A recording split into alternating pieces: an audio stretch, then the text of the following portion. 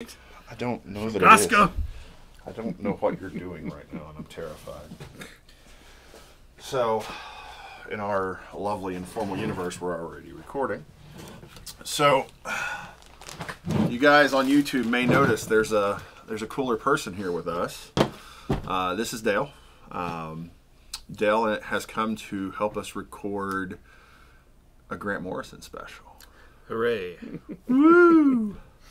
So, I'm super excited about our Grant Morrison special because I have love for Grant Morrison. But before we get into the really great tale of Grant Morrison, And we mean that genuine love for Grant Morrison. Yeah. I mean, we say this. I say the same thing about people like Mark Millar and Scotty Young and Warren Ellis and Scott Snyder and Donnie Cates. We genuinely love these people because they've given us so many amazing stories. So, and Grant's one of those. But he is some of the best stories ever have been from Grant Morrison. So. That's a bold statement. And that's not being bold at all. I mean, I think you've got Frank Miller, who did. Okay, wait a minute. Let me get the let's reintroduce on the audio, and then we can get into the great comparison between Grant Morrison and all of that. So let's do this thing. Hi guys, I'm David, And I'm Garen. and joining us today is Dale Disney. and we are going Whoa, Disney. Any relation to the big family? No. Oh, God, man. All right, you could have said yes, and no one would have noticed. Maybe he doesn't want to be associated in that way. Oh, maybe it's true. I mean, maybe the evil mouse. He doesn't have that so Disney great. money. Maybe he does have Disney money. All right, guys. So what we're here to do today is talk about Grant Morrison in all of his splendor. And if you've paid any attention at all to our podcast, we have a lot of fun with Grant Morrison because the current Green Lantern run is just wow out there. Wild and crazy. Those are two very appropriate words.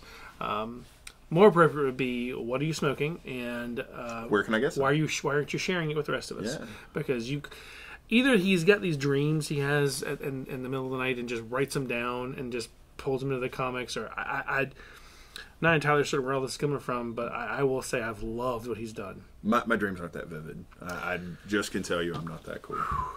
So before we get into the depth and breadth of the multiverse that is Grant Morrison, I have to tell a story, and Dale can help me here on the finer points. Sure. But the first comic book shop I ever worked at was Sci-Fi City, and you've been there 4 or 5 years at that point. And I got to know Eric, who is the manager, really well. Eric's an absolutely wonderful dude. Still, just like if there's one paladin on the planet, I think that's the guy. You know what I mean? Good call. Yeah. Just genuinely a great human being, and I think a lot of him. And I love Walt to death. As a matter of fact, of Eric and Walt and I really spent more time together later. And Walt's one of my favorite people, but he's a little more gruff, a little bit more difficult to get to know. And so Dell and I got along great. And I went to Dell and I was like, man, how am I going to get to know Walt? Like, what am I going to talk to him about? And Dell gave me advice. My wife says I'm a trickster god. And I worded it in a way that was accurate. I said, if you want to get to know Walt, ask him how he feels about Grant Morrison. Yeah, that's an accurate statement of exactly what he said. And so I, thank God, read that for what he meant. And So you didn't take it. You knew going in what was going to happen. Yeah. Gotcha. I read exactly what Dell meant by that. But I went to Walt and I was like, hey man, I'm gonna just be honest. Like I went to Dale and asked him like how to get to know you a little better, and he said to talk to you about Grant Morrison, and I would know you much better.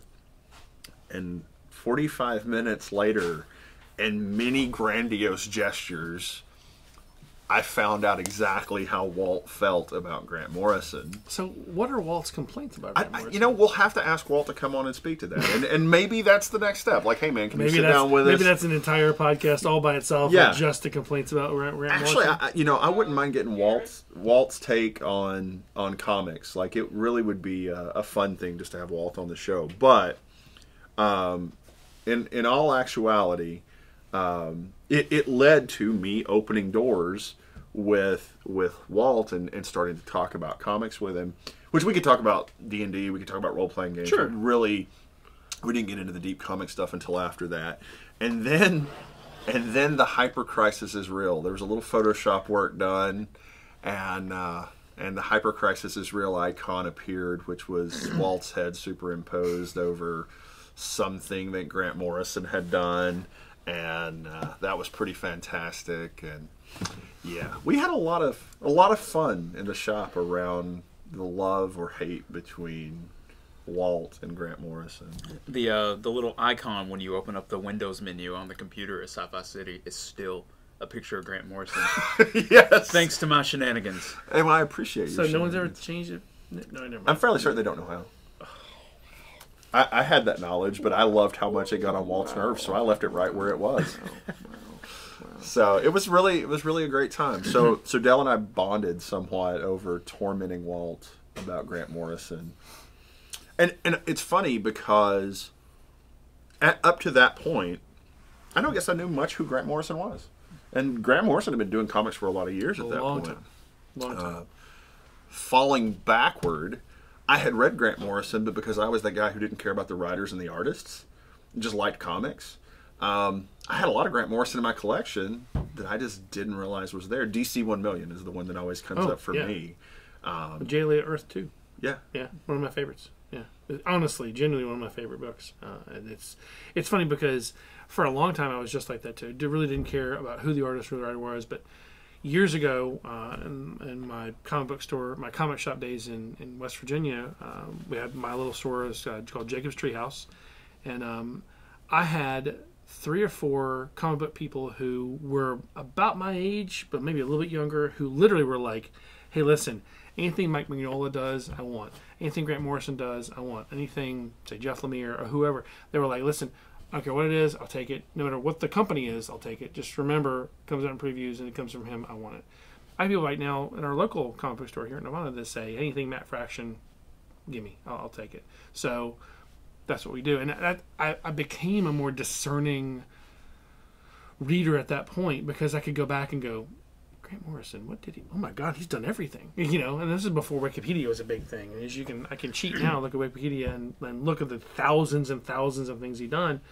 I mean, what's a big one right now? Happy is a big one right now. They actually did a sci-fi show for Happy, which is the comic was a little more rough than the show, but the show was kind of dead on for what he was looking for. I mean, great writer, and we make fun of him for Green Lantern, but he gave us Damian Wayne. I mean, come on. That's the big thing to remember. He gave us Damian Wayne. All right, so here's the question. I started with Walt. That was my introduction into Grant Morrison and realizing who Grant Morrison was. What's your introduction to Grant Morrison?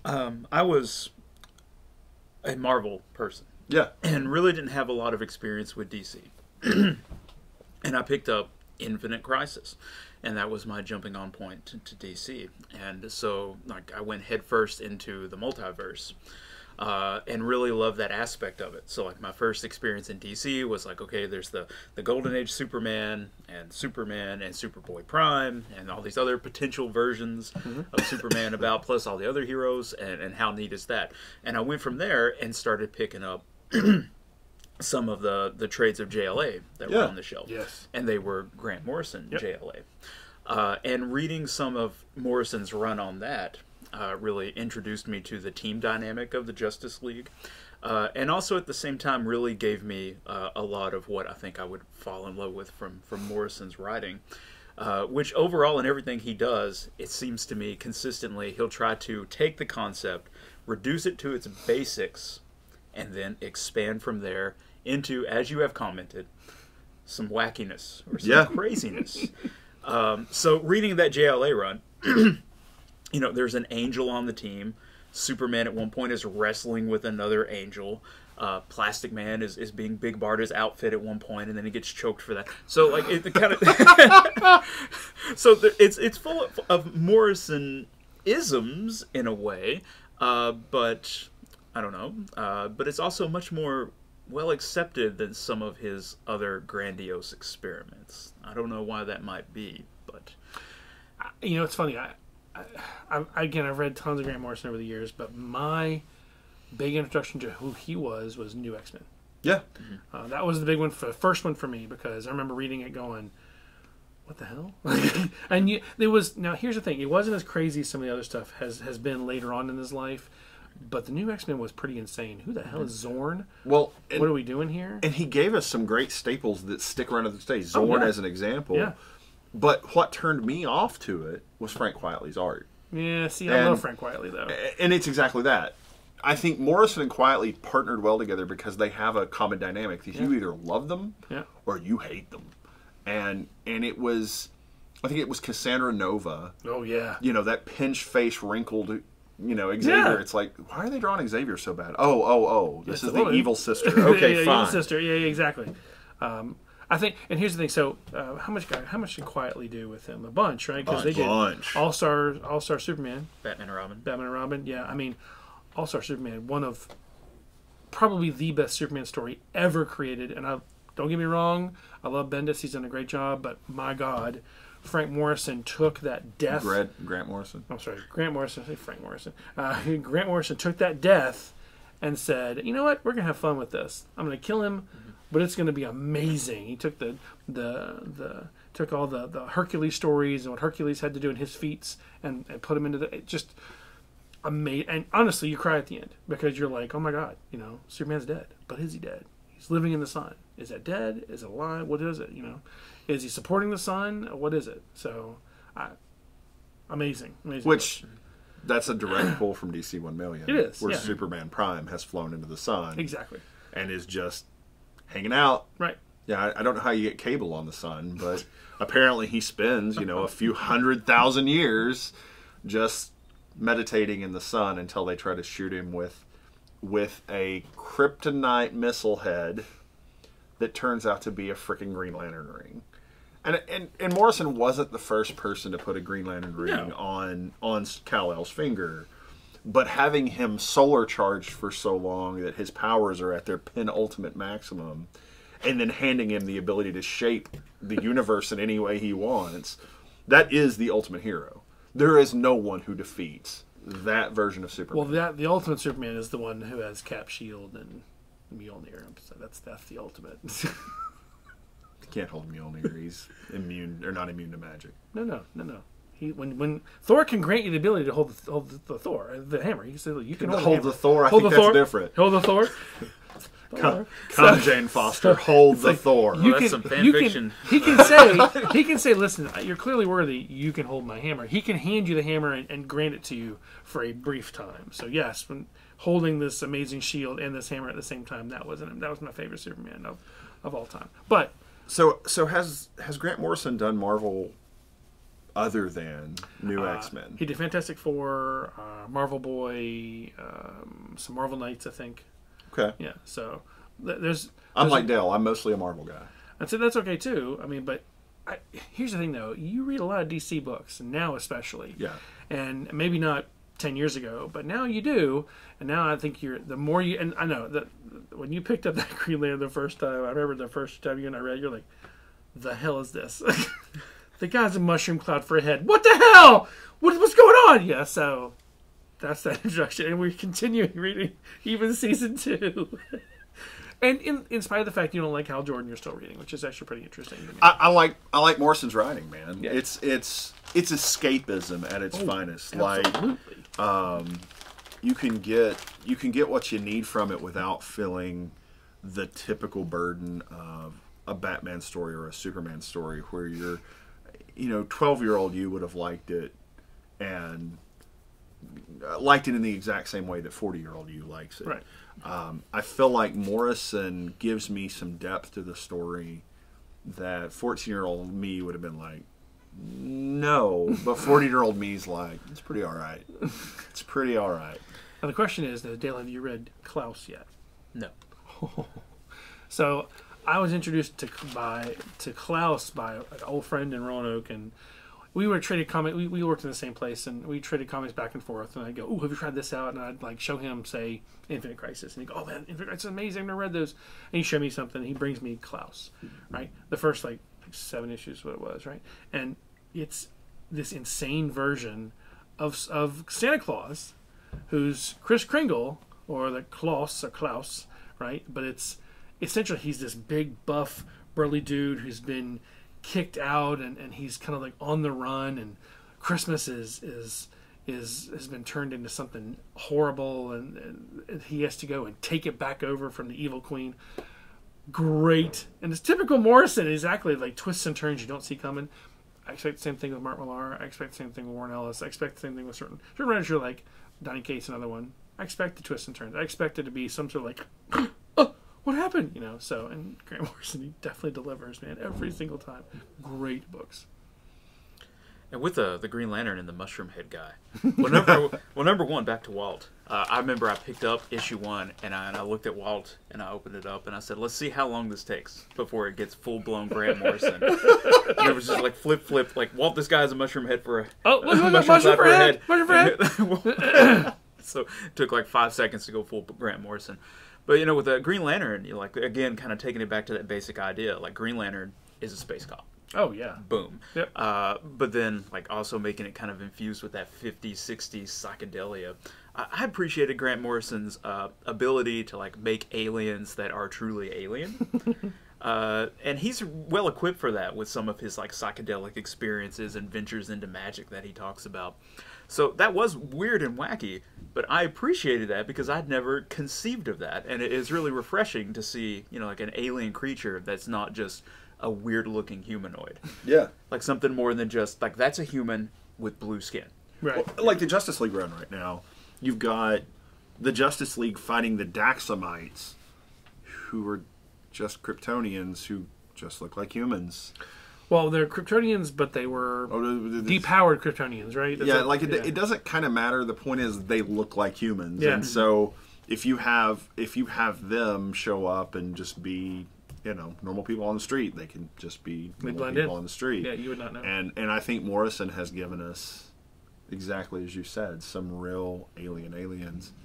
Although I will say, I got a little confused because Morrison comics will bleed into your reality. Oh, yeah. Mm-hmm. They will bleed into your real life. And if you're reading a bunch of comics and you're reading a Morrison comic, so I'm reading Money Shot, and in Money Shot, the guy is cuddling sexually a silicon-based life form, and then he throws it and it blows up. And the next issue of Green Lantern, which I think was that same week, he had a sidekick that was a silicon-based life form. And in my brain, just something was salt. It was a salt-based life form. Yeah, Hal Jordan just cuddled that guy the whole issue. Like in my brain, things kind of got moved around. And I think Morrison has a very unique ability to do that to you. Mm-hmm. Like you can read his comics and they just start to expand your reality almost against your will. Yeah. It's like, what, how, why, what? I don't know where I am anymore. But I'm not a space cop, and that's okay. Right. Something, regardless of even who's drawing him, I've noticed that like Grant Morrison has the ability to plant little things that'll stick in your brain very well and have that like effect where you carry it with you to other realms or other books. So like in Final Crisis, there's just like a little picture of Super Demon that just kind of floats away as one of the monitors just kind of draws it. You know, the monitor that gets banished to Earth draws it and discards it to the side. And then like later on, you see Super Demon in Multiversity, and like, wait a minute. That was planted years ago in Final Crisis as a throwaway sketch. And so for a lot of people, Multiversity is where they lost Morrison entirely. No, because this is what I'm talking to local customers who've been like, "What do you think of Morrison?" Like, "Did you read Multiversity? Oh my God, what the hell is going on?" I'm like, "Yeah, that's Grant Morrison." So, but that's the thing. It's like that for a lot of people. That's where he went off the rails. For a lot of people, that's where he went off the rails. No. That was so we were working at the same shop when Multiversity dropped. Yeah. And I think Dell and I celebrated Multiversity more than anybody else. Like, I was so happy with Multiversity. I thought it was fantastic. And it was... It gave us some memorable characters. That source book came out. Yeah. And I was just like, oh... Bathe in the multiverse. In terms of him going off the rails with that, I have a different perspective on it because I think that was him like doing his best to create like a cosmology of the multiverse in a way, and being given full reign on it. Mm-hmm. And to me, like going into that, even though it doesn't necessarily make for a good story or comic book for every reader, for me that's like as somebody who teaches music, that's like opening up a music theory textbook. And for some people, talking about the proper way to construct a seventh chord with a sharp 9 in terms of context of playing a good jazz song and like really get into the nitty gritty and talking about voicings and like how to make the third tuned correctly. Some people want to delve into that. And kind of like in a relative sense, you know, people that are really into multiverse stuff, being given multiversity was like being given that textbook. Yeah. So if that's a subject you're interested into, then like that's your book. Right. And I don't think you have to have that to enjoy comics. And if you're not into that, I think that's perfectly valid and fine. So I see how that was that other perspective of like, oh, he's gone fully off the rails. He's gone into the deep end. I can't get into this. I can appreciate that as well. But, you know, at the same time, like, that's him going full bore into that kind of textbook mode and then telling a story based off of his own textbook. He's not like that all the time. And I think that's kind of the fullest extent that he was in that capacity. But some of that textbook is in a lot of his other writings. And a lot of other writers' writings. I guarantee you Scott Snyder has a copy of the Multiversity Handbook Oh, God, you have sitting on his desk. And that's what birthed the Dark Multiverse. I'd be willing to bet, too. Because he went, where can I get something outside of this? I'd be willing to bet Scott has made sure that Donny Cates has a copy of it, too. I think the Secret Crisis. Now, here's kind of my thing. I'd love to pick Grant Morrison's brain about two things: Secret Crisis, which I guarantee he's going to be involved in. I guarantee he's going to be involved in some way, shape, or form, and how he feels about this initiative they have, this Big Five initiative they've got to switch the characters out. I wonder how he feels about these things. 5G, The 5G, Generation 5, yeah, Gen 5, yeah. I wonder about his feelings because you're taking these big characters and you're changing things up dramatically. How does switching Luke Fox into Batman's role, how does that affect the Bat family? Well, I mean, this is the guy who gave us Mexican Batman, Brazilian Batman, Batman from Ecuador, Native German American Reservation Batman. Right, German Batman. So, God, but it was so good. Like, I love Batman Incorporated. It was a phenomenal run. Yes. And I think that a lot of people made fun of it because it was all those things, but that was really the point. You needed, at some point, Batman wanted to go worldwide. Why not? Why not go worldwide? Because unfortunately it didn't work because it wasn't all Bruce Wayne. That's the problem. But it did work. Yeah. And yes, some of it played like the ending of a Scooby-Doo episode. I would have got away with it if it wasn't for Mexican Batman. but it was really it was a fun thing, and it gave us, as you said, Damian. Oh yeah. Which, I'm sorry, the most beloved Robin ever. I mean, you love to hate. It's a kid you love to hate. Sorry, I mean, yeah, you hate the kid because he's such a little punk, but at the same time, you love him because he's actually the child of Bruce Wayne. Right. And literally, you can see where he's the child of Bruce Wayne in so many things he does. Not just because he's been trained by the Assassins Guild, but the Shadow Guild, but League of Assassins. God, I get that all wrong every time. But it's not just because he's been trained by his mother, or his grandfather, but because he is the child of this amazing, truly justice-filled person. He was born to be this role. He was created because they wanted to take over for his grandfather, but that was never going to happen. Right. That was never going to happen. He needed to be something else. So, anything other than Batman Justice League related that you got for other than like Happy for Grant Morrison? Like We 3 was a big one. I really like Final Crisis. And I know that's like the big controversial one, and I've got plenty to say about that. I think that's the most wrongly done major event in modern comic book. Because it wasn't a history. crisis. Because it wasn't. Yeah, you're right. It wasn't a crisis. The worst event, in my opinion, was Convergence. Sorry. You just love bashing Convergence. But I mean, the Convergence part was fine. It was the problem is that DC didn't have a hold and didn't tell everybody what's going on. Or if you look at now at what's going on with, say, Marvel stuff, when Donny Cates says we're doing this, or Hickman says we're doing this, they all are on the same page. They're on the same team. But when they did Convergence, there was like, hey, we're doing this. And you guys are whatever. It's fine. It's like, but playbook. For what came out of it, that was fine. Because all that was supposed to come out of it was a reboot of Earth 2. Right. That's it. That's it. That's all we needed. We needed rebooted Earth 2. The art was beautiful. Yeah, art was great. The writing was great. It just had no bigger implications. Yeah. Technically, the same thing's true of Multiversity. I mean, But was And the fact that those were to, back to back was the problem. But the Multiversity, was it supposed to reboot anything, or was it just supposed to supposed to give us a broader picture of the multiverse? Yeah, just that broader picture to my. That's why I was what they touted it as when they advertised it was the expansion of the DC multiverse. We went from, we know there's 52 realities, to why are there 52 realities? What's in the 52 realities? Right, and exactly. and so now all of a sudden we had a roadmap, and here they were, and there was a hole in number 2. I mean, to me, it was like, well, there's what's going to happen in Convergence, but at the same time, like, I think that you couldn't have handed that to Jeff Johns. No, and he's too analytical. Yeah, you couldn't have handed that to Jeff Johns and got a great story. You would have got a story, but it wouldn't have been. Well, here's the thing. And I want Grant Morrison to have a hold of Dr. Manhattan. Oh my god. Well, Dr. Manhattan's gone for a while, so I don't think we're going to see him for a while, unless you're talking about Wally now. But remember, Dr. Manhattan he's John now, right? Or is he? No, that's two separate beings. But no, hold on. But at the end of Jeff Johns' run, what did Dr. Manhattan become? He went back to being a child. No. I don't know why you've decided that. I thought that's what that kid has the Dr. Manhattan signal, but that is their kid. That's the marionette, whatever. Okay. That's their kid. That's their kid. Yeah. That he just basically granted his power to that kid. He touched that kid with his power. So he shouldn't exist anymore. Then Dr. Manhattan should be gone at this point. Why? That's the way it looked. It looked like he just popped out of existence at that point. But he's just hanging out somewhere in the multiverse. So where is he in the multiverse? What is he doing? Frankly, I think he's hanging out at Marvel.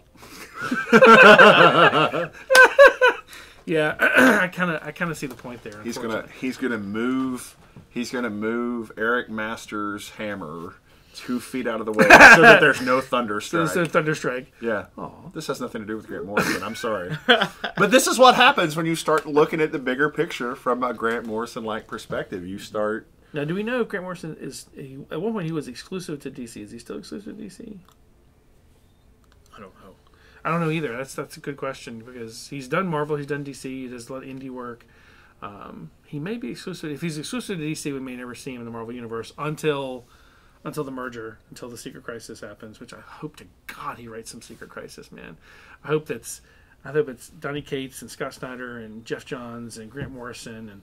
I'd love to see these heavyweights. I want to see Frank Miller do one. 52. You had some of those big names on like that weekly book, and I know that's not what Secret Crisis is, but I mean, look how well that worked. Even with like B-list characters, and the feeling at the time was like, these people can't carry a book. Booster Gold can't carry a book, but he did. He absolutely did. Wrong. Yeah. Booster Gold actually has carried several books. He's been fantastic over the years. And right now, Booster is he's actually kind of playing he's in a background character, but I think but again, I think that's where we got framed for murder, right? But again, I think Booster's we're going to see more Booster in a Secret Crisis type of thing because he's a time traveler, because he can go back and forth. And I think that maybe if they're smart, they take him and Rip Hunter and they go, fine, you guys are now multiverse travelers. You can go back and forth in time in the multiverse you choose, and maybe that's when we start seeing them pop up in Marvel. Okay, books. so all I want, and Grant Morrison could be the one to do this. All I want is the common ancestry between the New Gods and the Titans. Yeah. That birthed Thanos. Yeah.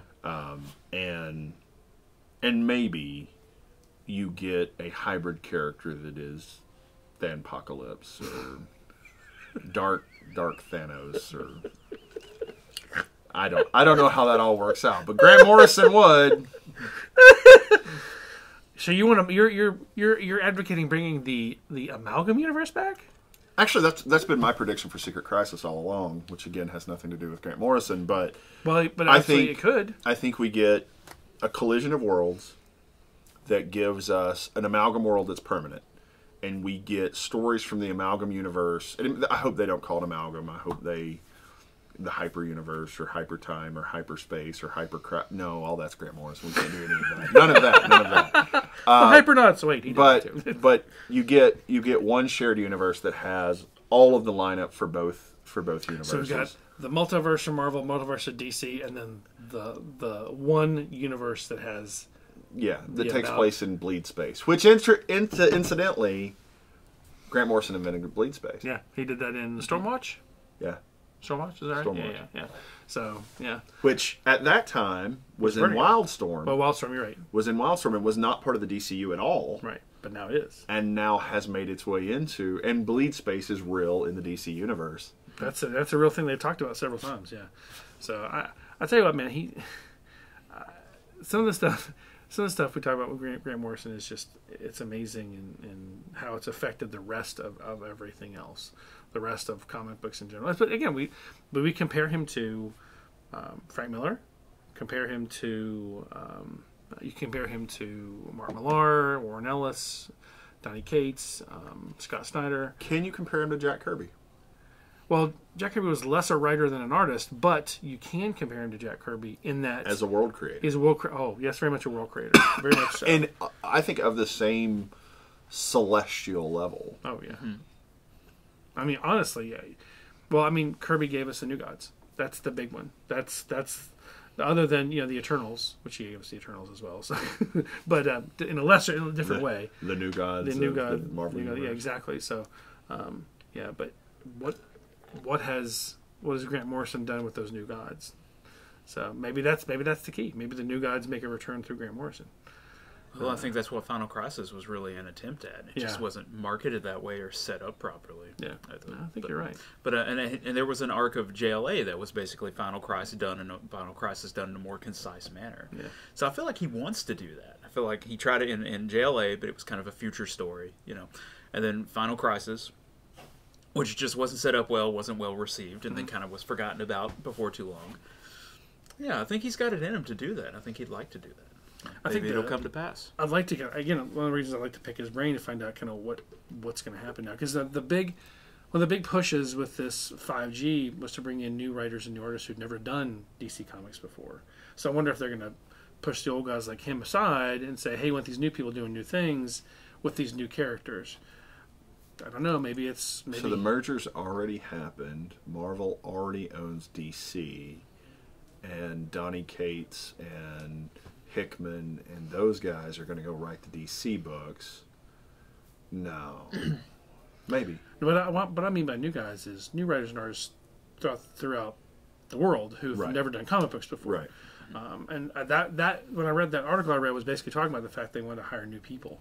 And I get that. I mean, we need new blood. That makes perfect sense to me. The problem is, when you've got new blood, do they always understand how the characters work? I mean, hell, you want to bring Joss Whedon into the DC universe? You're more than welcome, my friend. I think he could take over for Batman and do an amazing job on Batman. What he did for the Astonishing X-Men. I mean, I don't know. Kevin Smith's runs kind of support your thesis. So I mean, look at what Grant Morrison coming back to Marvel. What he could do with Marvel. Imagine doing a Spider-Man run. Imagine Grant Morrison doing a Spider-Man run. How freaky that would be. Well, I think we get Madam Web pretty quick. Oh, yeah. And really, we bring Madam Web back. Exactly. Can we fire Nick Spencer and hire Grant Morrison for Spider-Man? Man, I'm okay with that. What would be that core concept that he would reduce Spider-Man to before expanding outward, do we think? Depower him so he's no longer Spider-Man. And then you start seeing other Spider-Man, like 4 other Spider-Man take over. Oh, wait. Sorry, that's Reign of Superman. I'm sorry. I'm sorry. But, I mean... No, wait a minute. And I don't know this. Who wrote Death of Superman? Oh, that was Jurgens, I think. Okay. Yeah. Seems right. Dan Jurgens, yeah. I was going to say, if this has been Grant Morrison all along and I've not known the credit. No, he didn't do that, unfortunately. So, because I can... And Matt, but here's the thing. Had he gotten a hold of Superman in the 90s? Whoa. First of all, it wouldn't have had long hair. I mean, because that was absolutely ridiculous. It wouldn't have been a blue and a red Superman. It would have also been... He would have gone... Oh, no. It'd be much more ludicrous than that. Wait a minute. I kind of liked blue and red Superman, just for the record. That seems like actually something he would have done. Yeah, it was an old Elseworld story. It was, exactly. And see, maybe that's where we need to start going. Maybe that's where he needs to start directing his Elseworld stories, because he does those very well, So what happens, let's say... Well, I think technically that's what Black Label is now, is Elseworld stories. That's kind of way you want to look at it. They're even the thought process now is that 5G may just go to Elseworld only, may not be a regular line, maybe an Elseworld line. So I don't know. Yeah.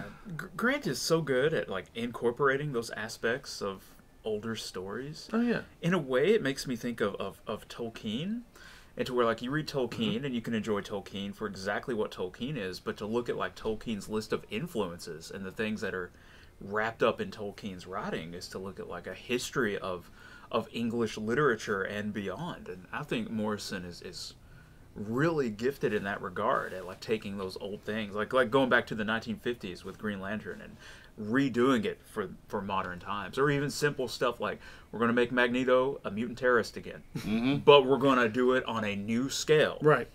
And he was Zorn the whole time, and then just... But there actually really was a real Zorn that wasn't Magneto. And then you're like, wait, what? That was very confusing. But that, again, that was the point. It's the point of... Well, and let's break down New X-Men for a minute. One character got screwed with more than any other. Beast. Yeah, Beast.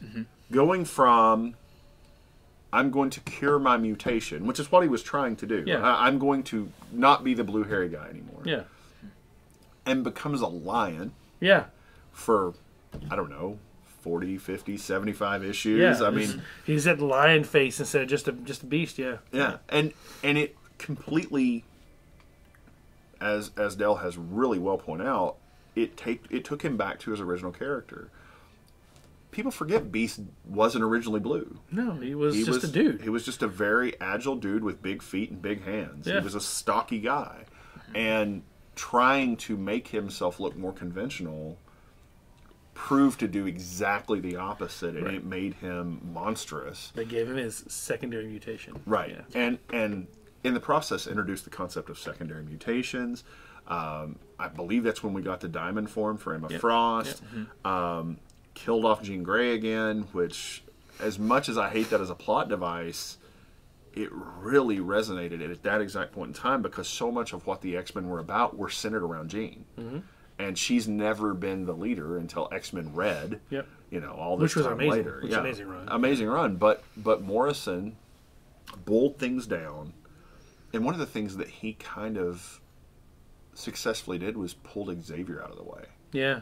Because we were years past the point that Xavier was the effective ruler or leader, and he needed to be what he is now, the ruler of mutants. Well, you look at Hickman. What Hickman's done, you can tell Hickman looked at everything done and said, "Yep, I like that. Yep, I like that. Yep, I like that." And I guarantee you took that X-Men run for New X-Men and went, "Yeah, let's go. Yeah, let's pull that." And I love the way Xavier's treated in New X-Men, because he's nefarious without being a mustache twirling, like, Saturday morning villain. But so close. But he's so close. But like, you can look at what he's doing and say that's obviously wrong. But like, members of the team don't always treat him like that. They're obviously having reactions to him, but they're reacting to him like somebody who they're encountering, who's a father figure, doing these things, like treating a sentient intelligence as the danger room. Yeah. And it's easy to look back on and say, yeah, he's not a totally moral figure like he always had been, before that. So. Well, now, and you're right, for a long time he was considered really the moral figure, but he was also the guy that sent these young kids into die. Yeah. That's the thing. I mean, was it moral, or was it just his saying, listen, this got to happen, so if you die, oh well, I'll get new ones. But now it's even worse. Now it's, if you die, I'll just make a brand new of you. Yeah. Yeah. So forget your pain. Yeah. Just don't worry about that. Go. No. Yeah. Wolverine, you got thrown into the sun. How do you feel about that? I'm going to go sleep with Jean Grey. Is that not the most mind-bending thing ever? Oh, I am so uncomfortable with the love triangles and love squares. Like, Morrison's not responsible for any of that. But of everything going on in the X-Men right now, it's like, is Wolvie getting sloppy seconds, or is Scott? Like, either way... You've got to wonder if Hickman didn't call Grant Morrison and go, hey, so this is what we're going to do. You got to keep it quiet, but what do you think about this? And Grant going, oh, well, if you did that, you have to do this over here. Oh, yeah, you're right. And maybe it's the love triangle thing. So, well, and that tension has always been a very positive thing for the X-Men comics in general, is having those seeds that were planted before then, but even there, like Bendis gave us the Ultimate Universe, where we saw huge pieces of that. Oh yeah. And I definitely think you can put Grant Morrison and Bendis in the same arena. Yeah. Neither one of them are afraid to break anything, and yet Grant Morrison gave us New X-Men instead of giving us Children of the Atom, which made me want to punch Bendis in the head. So, it's like there's Children of the Atom. And yeah, we're getting Children of the Atom again. They're getting it back. It's crazy. but this one will resolve many love triangles. Yeah. And we're going to be totally uncomfortable with that Children of the Atom book. And Children of the Atom thing. But I'd love to see Grant Morrison come back over to the Marvel universe. I guess I'll do a little research and but if I find out if he is still under contract, I'll find out, and if not, we'll start send some Twitter messages to him. Hey, Secret Crisis. I don't know if our Twitter goes where his Twitter exists. So is it Alan Moore that says he's a 5th level wizard? Yeah. and he conducts the outer planes and does all this other stuff. Notice I did not compare any of these people to Alan Moore. Notice I literally left him out purposely. Okay, so I'm going to say that Grant Morrison is to Moore's magic, he's the scientist. Yeah. If Alan Moore is the grand wizard of the comic industry, he's our Doc Brown. Grant Morrison is our Doc Brown. And Morrison and Moore have like such an antagonism and tension between them. Sometimes personally in real life, but definitely in the style of their writing. There's a real good theory about Final Crisis that Mandrake is supposed to be Alan Moore. Yeah. And I find that thoroughly compelling. That like it's kind of a stab back against Final Crisis is about the day the heroes lose, and there's all this darkness and dark side Jack wins. Kirby created that character to give the middle finger to Stan Lee. He said there was that slick producer guy. It looked exactly like Stan Lee. I can't remember what it was, but he basically was giving the finger to Stan because he and Stan didn't get along. So I guess Stan clearly took credit for things that weren't him. So Stan may have created SpiderMan, but he didn't create Thor. He didn't create Hulk. But again, these are Kirby's creations, and Kirby's like, hey, come on now, So it's just hilarious the backstabbing, and it's happened for years. There's only a few of these people that have never really made each other mad. Like Steve Ditko never made anybody mad. People always loved Ditko. He's a great guy, and you look at Len Wein and Bernie Wrightson, they were best friends for so long, and they collaborated on so many different things. It was like, no, you can do a lot to make me mad. So who's Morrison's friends? I don't know, and I think him and Mark Millar. I guarantee it because they're both Scottish, right? Is that right? Scottish. Mark Millar is Scottish, right? Are you trying to have me validate that they're both Scottish, or that your accent's right? Because I have no idea if my accent's right or not. It's just funny. So I get that from Mike Myers though, from his dad was Scottish in the Sarah Maniacs. I was just going to maintain that you sounded like Shrek. Wow. I should thank you for that. I don't know. Come here, donkey. So, but no, I think Mark Millar is definitely a contemporary of his. I don't know if they're friends, but I would guess that based on the collaborations they've done together, based on the work they've done together, and the fact that their styles are sometimes very, very similar to each other, whereas Mark Millar maybe is a little more not quite so out there sometimes. I want Mark Millar to tell Grant Morrison to come to Netflix. They have cookies, It's like because so much of the stuff that Morrison could produce would be right in line with Netflix's like seeming vision of like the weirdest shit possible. I felt like they paid a lot of money to Mark Millar that he's like, no. And we've not seen a single thing yet. But we will. It's all coming. It's in production, being written, all that. So in the next year or two, we're going to see a lot of cool stuff. Now, we have seen the new books, though. That was the whole point, too, is the fact that Netflix now get to produce comic books. That's a big deal. So, so we had Magic Order, we had Prodigy, we had Sharky the Bounty Hunter. Which, on the scale of... I think that's again another reason why I think Grant Morrison and Mark Millar are good friends. So you can tell. I think they get together and just get high. They went, dude, that's awesome. You got some peyote? Yeah, I got some. I maintain that if there is truth to the wizard and scientist role, he jumped in his garbage mobile and drove out into space and got space drugs. So space drugs. It's in one of our regulars. In fact, Ben, if you're watching or you're listening, apparently Ben is going to England soon. And he's going to try to figure out how he can stalk some of these guys and try to find out where they go eat dinner and stuff like that. Don't do that. Don't do that. Don't stalk them. Why not? He's going to get turned into a frog. I didn't say stalk Alan Moore. Alan Moore is in his cave somewhere. I'm not worried about him, but wearing a purple bathrobe and a crown made of adamantium. I don't know. Stalking Alan Moore is a poor idea. Yeah, bad choices. The human lament configuration. But there's something like Mark Millar, and I guarantee Mark Millar and Grant Morrison are. I know that they're accessible human beings and not like what I do is beautiful art and don't talk to me. No, I guarantee they're not like that. You think so? No, I don't think so. I've met very few writers and artists over the years doing these cons that are inaccessible people. Rob Liefeld. Well, I've never met Rob Liefeld. I'm saying I've met very few people who are not accessible. I mean, Darwin Cook was that immensely accessible person. So, and my favorite thing at cons was always to go and ask, who's your favorite? If you're an artist, who's your favorite? Who's your favorite to draw? And never will be Batman or Wolverine. It's the ears, man. I explained it. It's the ears. It's the pointies. So, but it's like, and you talk to the writers, like, who's your favorite to do? It's like, so far it's been blank or blank. Kerry Nord, that famously took over for Conan when Dark Horse got it. I mean, he just amazing version. So out of the three of us, none of us have met Grant Morrison. But I've never seen a con where he's in. Honestly, no, right. Not something local I could go to. So is Grant Morrison a real person, or is he just Batman? No, I don't. No, I'm being serious. What if he's just someone else's pen name? No, we've seen pictures of him. So what? We've seen pictures of J.K. Rowling, and that's just Stephen King. Whoa. I think J.K. Rowling might object to being called Stephen King. I don't know. Maybe not. That actress that's playing the role, I'm sure she won't object to anything because it's in her contract. The billionaire contract? I'm telling you, it's Stephen King. Well, it could be Mark Millar. They're both bald. So. Yeah. I mean, or Bendis. It could be Bendis. It could be Bendis. Yeah, it could be Bendis. Yeah. Or what's his name? The guy who wrote the Infinite Crisis. This guy wrote Infinite Crisis. No, it was John's, wasn't it? No.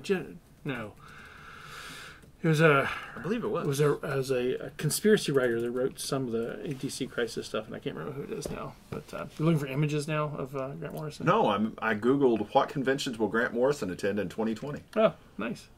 Anything we can go to, reasonably. That isn't, in San Francisco or Glasgow, where he's from. I mean, that's where I would claim to be from if I wasn't real.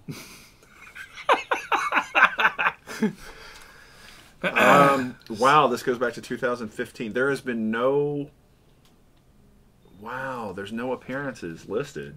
It's funny. I talked to, as you and I, because Dave and I were talking about doing a couple different conventions, and I talked to one conventioneer who does. I'm not going to mention the site because don't want to infringe on anything, but he and I were talking. He said it's hard to get some people to come because they want a lot of money. Mm-hmm. There was one particular writer who's going to be in the Knoxville area soon who's $10,000 to show up. Sheesh. Dude, there has not been a Grant Morrison con sighting since 2012. That's crazy. No. I wonder why. Because he's in the multiverse. He's on Earth 47. Exactly. With Dr. Manhattan moving the hammer. He's actually standing behind us invisibly right now going, "Don't you dare expose me." Don't you dare. That'll be the next explanation for all sorts of continuity errors. Like, we had to reboot X-Men again, but it was Grant Morrison's fault. And lots of people would be like, yeah, that makes sense. He went off the deep end. So he's actually a multiversal traveler, and all his superpowers is he goes from reality to see what works and what doesn't in comics. And then he comes back to this reality, and every once in a while releases something. Okay. So any of you listeners out there who know where we might be able to meet Grant Morrison, please let us know on our Facebook page, printandpanelpodcast.com. Or if you have met Grant Morrison. Or if you have, exactly. Tell us what you think. What you think? What you think? What the hell happened there? What was that? So tell us what you think. This is the danger of connecting to the multiverse. Exactly. I will say, I met Mark Waid, one of my actually favorite writers. I met him a few years ago at Heroes Con, and genuinely wonderful human being, super super nice guy. And I think that I believe that Grant Morrison would be like that too. So maybe we can just get an interview with him. Let's try that. Is he on the Twitters? I have no idea. But we'll try to find him. Is he on the tweeters? Let's see. I don't know. Have you two read Grant Morrison's book? Which one? No. Grant Morrison on Grant Morrison? It's on comics. I think it's called Talking with Gods, but there's also a documentary. I and I believe- might have mixed it up. Talking with gods. Wow, that's pretty awesome. I might have mixed up titles. Apologies. if He's that's at the Grant case. Morrison. Well, based on the book, I feel like he'd be fairly personable to talk to if you could find him on Earth 47. On either Glasgow or Los Angeles. Tonight, Kilts, Tartan, and Apocalyptic Nihilism on Frankie Boyle's tour of Scotland. So, we've got to contact him through the BBC, I think. It's possible. This image is the perfect image for Grant Morrison. It is a prism coming out of his forehead with some sort of robot and tentacles, and that's fantastic. You know, I picked Earth 47 just arbitrarily, but I'm just curious what it is. This is, by the way, anybody who's never seen Grant Morrison's picture, Grant Morrison, handsome devil here with a Xavier look. It's nice. Beautiful. Yeah, I like it. It's nice. I don't know. I think I may have stumbled upon it when I suggested that. Oh, Earth 47 is Sunshine Superman. The one I picked.